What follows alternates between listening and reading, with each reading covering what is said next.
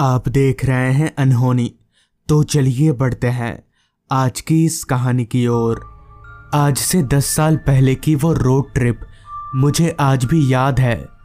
उस road trip में हमारे साथ एक ऐसी घटना घटी जिसे आज भी याद करके मैं रात को कहीं नहीं जाता। और तो और उस रोड ट्रिप के बाद से हम सभी दोस्तों ने ट्रिप पर जाना ही छोड़ दिया। दरअसल हुआ कुछ यूं था कि एक शाम मैं अपने घर पर बैठकर टीवी देख रहा था, तभी मेरे दरवाजे पर दस्तक हुई। फिर जब मैंने दरवाज़ा खोला तो बाहर मेरे 3 दोस्त आए हुए थे। अपने दोस्तों को अचानक देखकर मैं काफ़ी खुश हुआ और उन्हें घर के अंदर बुलाया, जिसके बाद हम 4 दोस्त बैठकर बातें करने लगे। बातों ही बातों में मेरे एक दोस्त अमर ने कहा, भाई कल मैं अपने गांव जा रहा हूँ, तो तुम लोग भी चलो मेरे साथ। इस पर मैंने कहा, अरे यार तेरे गांव आकर हम लोग क्या करेंगे। मगर अमर नहीं माना। उसने ठान लिया था कि वो हमें इस बार गांव लेकर ही जाएगा। अमर के काफ़ी जिद करने के बाद मैंने कहा, अच्छा ठीक है, हम लोग चलेंगे। वैसे भी हम लोग काफ़ी दिनों से कहीं घूमने नहीं गए और ये हमारी एक छोटी सी ट्रिप भी हो जाएगी। जिसके बाद हम लोगों ने तय किया कि हम लोग कल दोपहर 12 बजे बाइक से अमर के गांव जाने के लिए यहाँ से निकलेंगे। सारी बात तय हो जाने के बाद मेरे सभी दोस्त अपने अपने घर चले गए और मैं भी कल निकलने की तैयारी करने लगा। अमर के गांव में हम 2 दिन रुकने वाले थे, जिस कारण मैं उतना ज़्यादा कपड़ा नहीं ले जा रहा था। सारी तैयारी करके मैं सो गया और अगले दिन अपनी बाइक लेकर ठीक 12 बजे अमर के घर पहुंचा तो वहां मेरे सभी दोस्त मेरा ही इंतज़ार कर रहे थे। हमारे पास 2 बाइक थी, एक मेरी और एक मेरे दोस्त विकास की। तो मेरी बाइक पर अमर बैठ गया और विकास की बाइक पर विक्रम। जिसके बाद हम अमर के गांव जाने के लिए निकल पड़े। अमर का गांव यहाँ से 450 किलोमीटर दूर था, तो हमें वहां पहुंचने में करीब 7 घंटे का समय लगने वाला था। तो हम शाम के 7 बजे तक अमर के गांव पहुंच जाएंगे। करीबन आधा घंटा बाइक चलाने के बाद हम शहर के रास्ते से अलग हाईवे पर पहुंचे।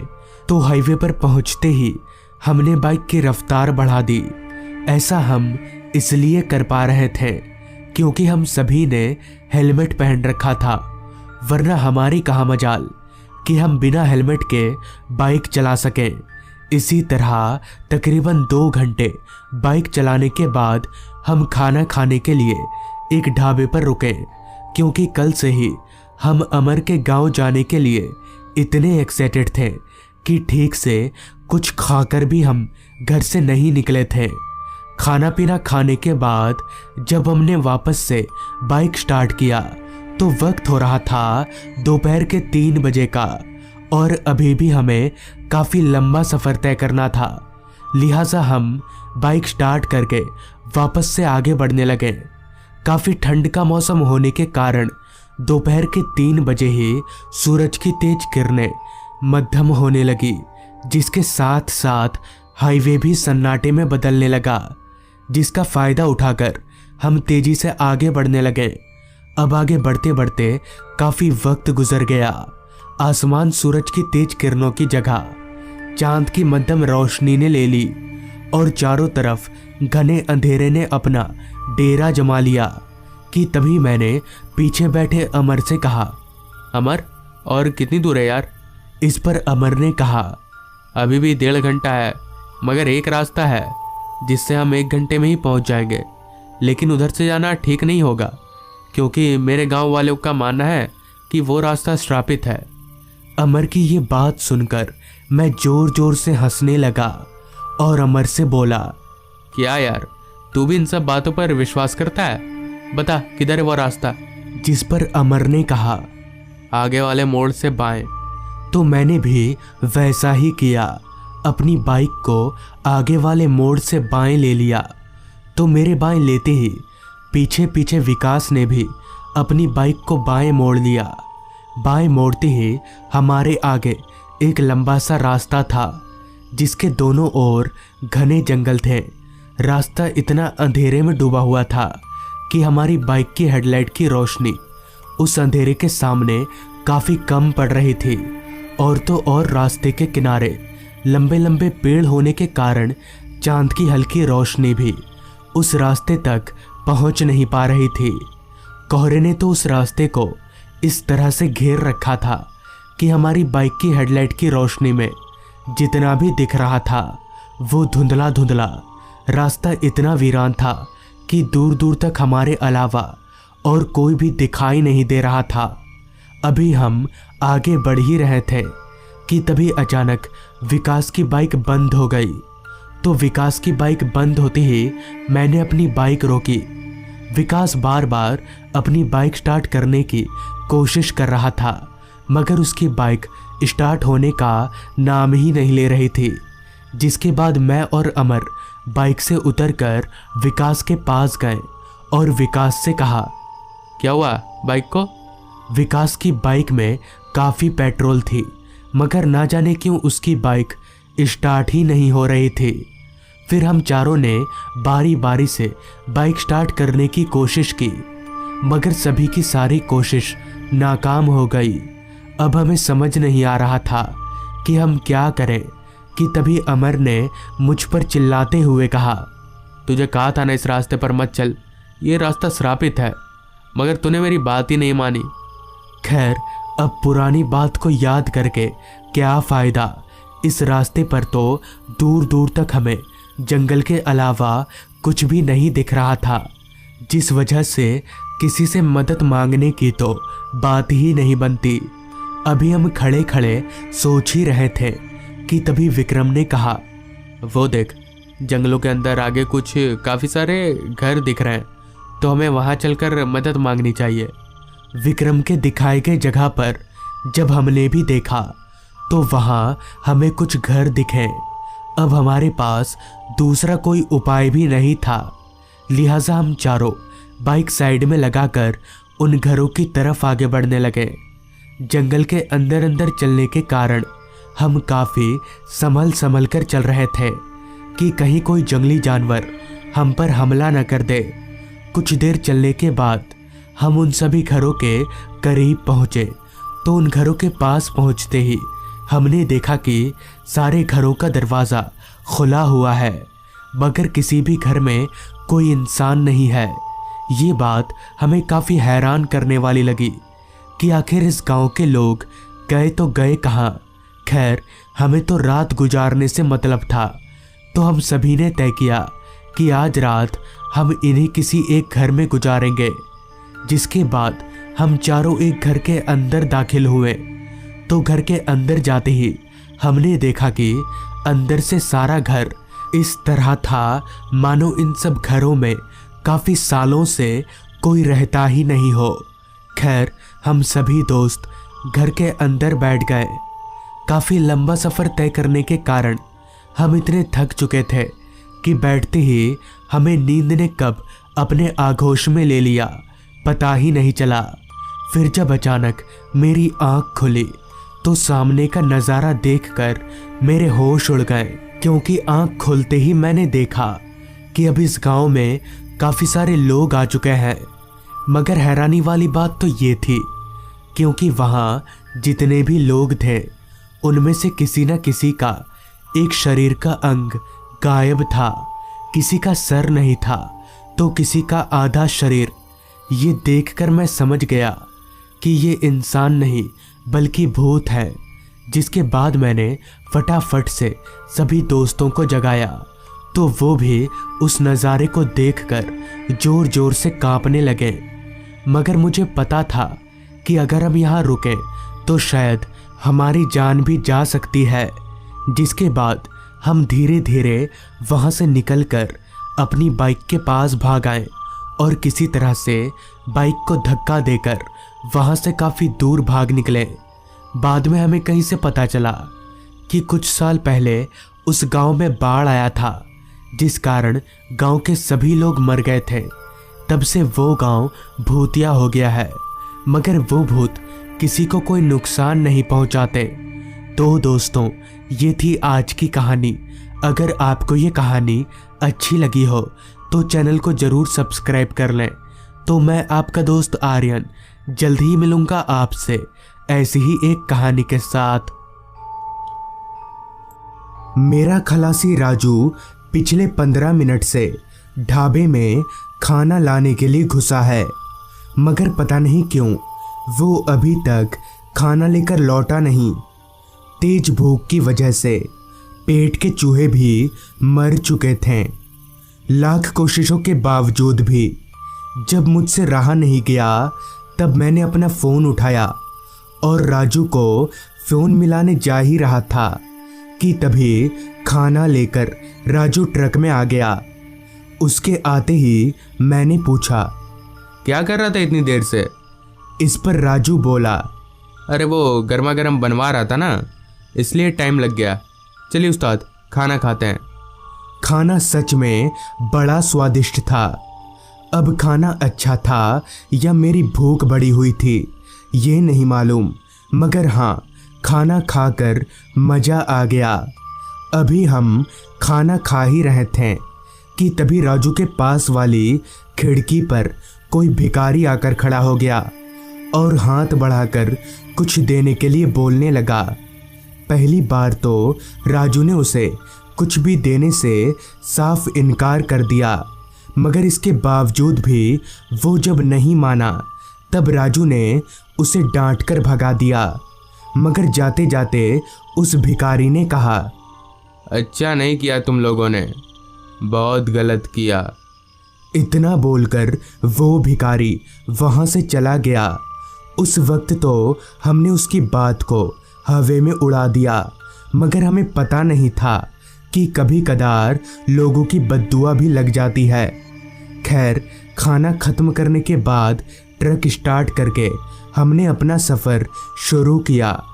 हाईवे पर फैला सन्नाटा ही ये बताने के लिए काफ़ी था कि रात बहुत हो चुकी है।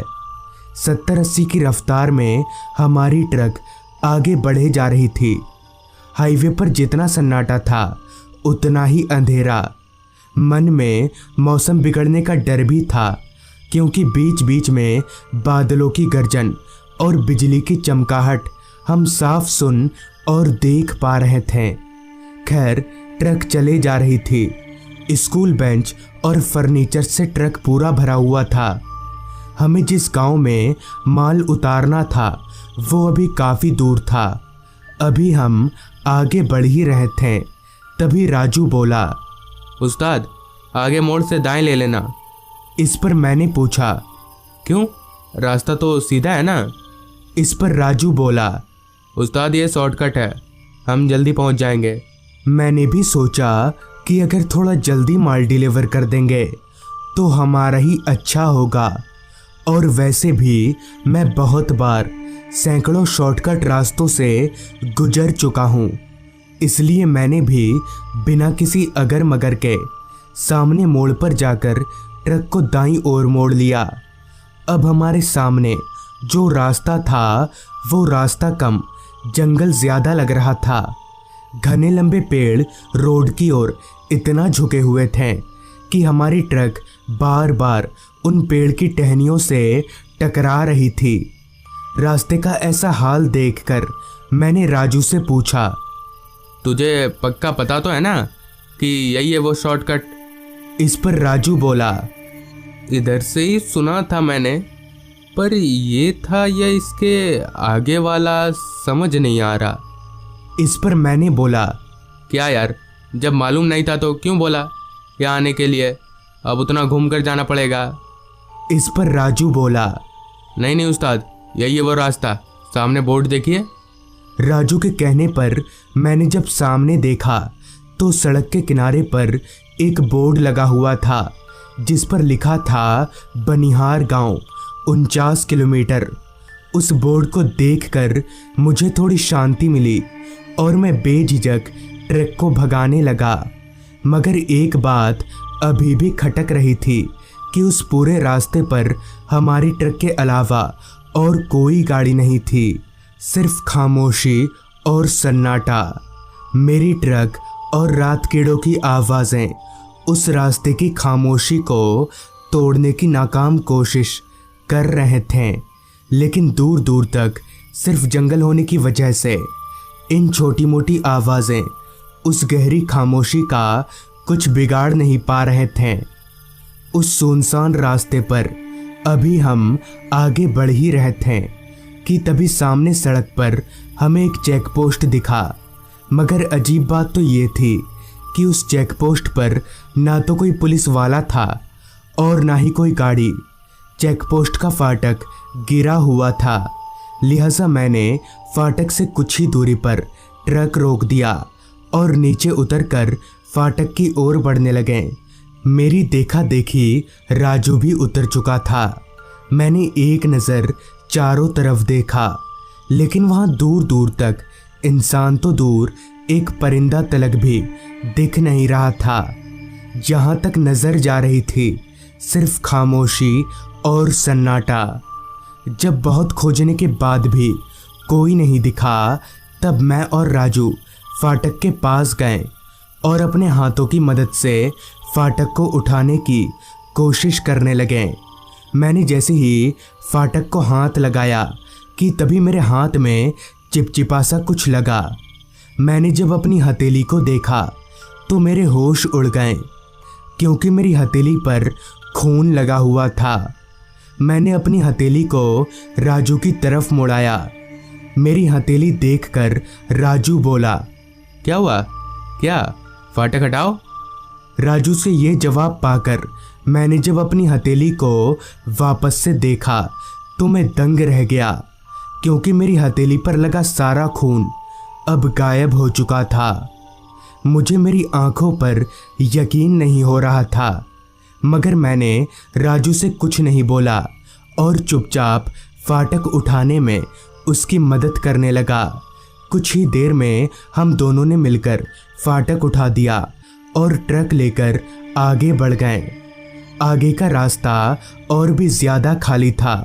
इधर जंगल बहुत घना था, इतना कि जंगल की वजह से रोड छोटा हो गया था। तभी राजू बोला, उस्ताद, वो फाटक खाली क्यों था? इस पर मैं बोला, पता नहीं। इतना बोलकर मैं ट्रक चलाने पर ध्यान देने लगा। अभी मैं ट्रक चला ही रहा था कि तभी ट्रक के ऊपर से खटपट की कुछ आवाज़ें आने लगी।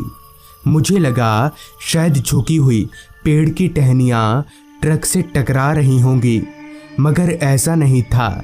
मैंने सिर झुकाकर ऊपर की ओर देखा, लेकिन पेड़ रास्ते और ट्रक से काफ़ी ऊपर थे। तभी मैंने राजू से बोला, यह आवाज़ कैसी है यार?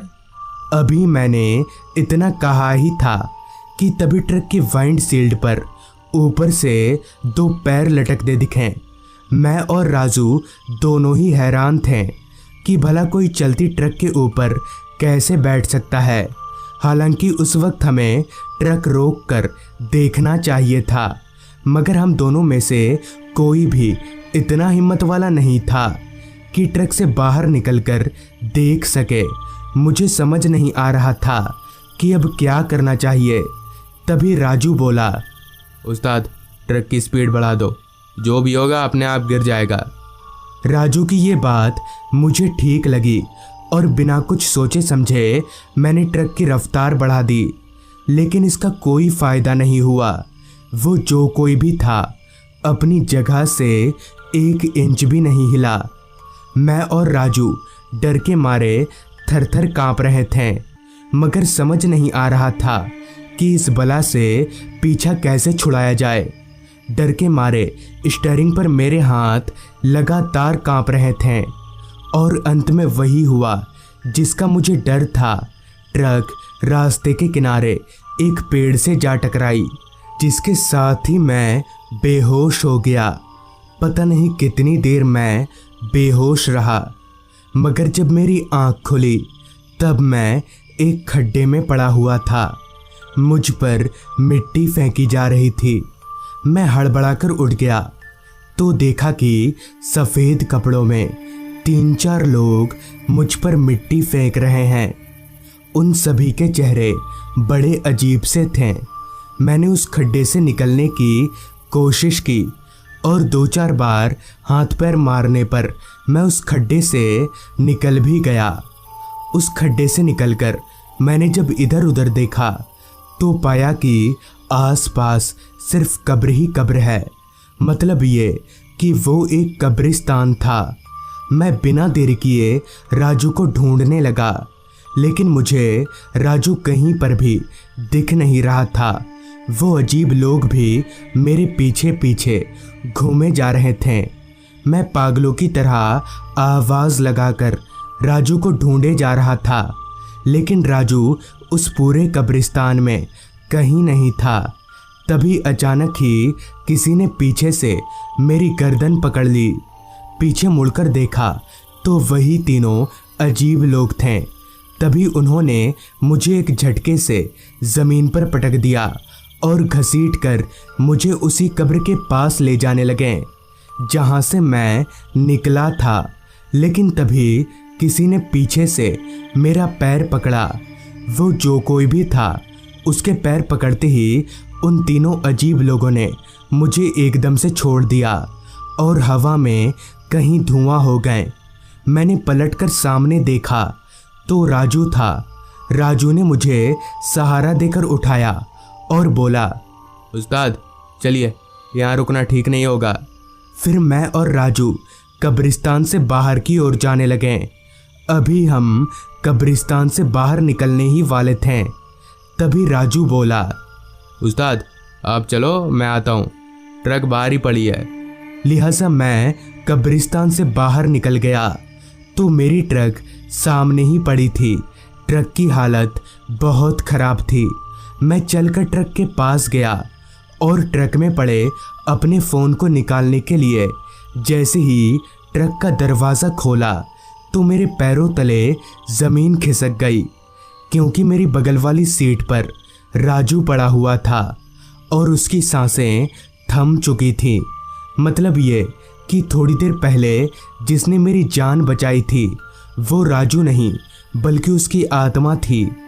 राजू की लाश देखकर मैं फूट फूट कर रो दिया और उस दिन के बाद से मुझे राजू की आत्मा कभी नहीं दिखी। तो दोस्तों, ये थी आज की कहानी। अगर आपको ये कहानी अच्छी लगी हो तो चैनल को सब्सक्राइब कर लें। तो मैं आर्यन जल्द ही मिलूँगा आपसे ऐसी ही एक कहानी के साथ।